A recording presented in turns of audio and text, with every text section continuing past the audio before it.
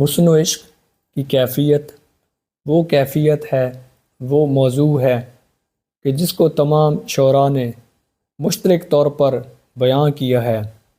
تمام شعراء نے اپنے اپنے منفرد انداز میں حسن و عشق کی کیفیات کا برملا اظہار کیا ہے۔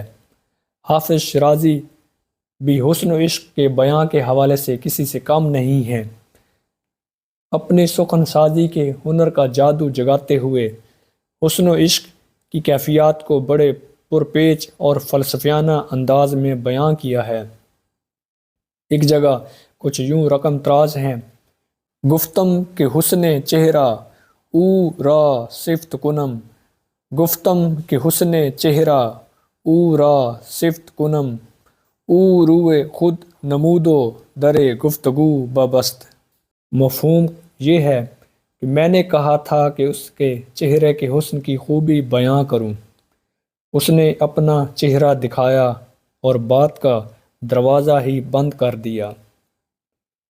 شعر کا مفہوم جس طرح مفہوم سے ہی اندازہ ہوتا ہے کہ حافظ شیرازی نے کس قدر منفرد انداز میں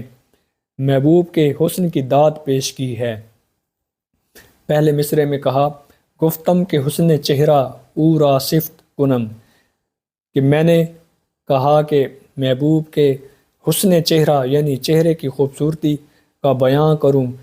خوبصورتی کا اظہار کروں، کہ محبوب کے چہرے کا جو حسن ہے اس کا اظہار کروں اور یہ بتاؤں کہ محبوب کا حسن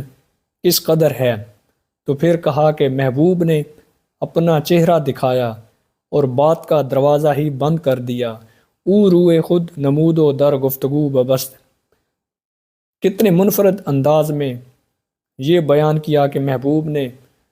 جب اپنا دیدار کروایا تو گویا گفتگو خود ہی لاجواب ہو گئی،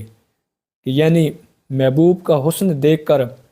جو الفاظ تھے وہ بھی کم ہی پڑ گئے، کہ جو عاشق ہوتا ہے وہ اپنے محبوب کے حسن کے حوالے سے وہ جو بیان کرنا چاہتا ہے تو اس سے اچھا جو اظہار ہے محبوب کے حسن کی داد ہے وہ شاید ہی کسی نے پیش کی ہو، کہ جس طرح حافظ شیرازی نے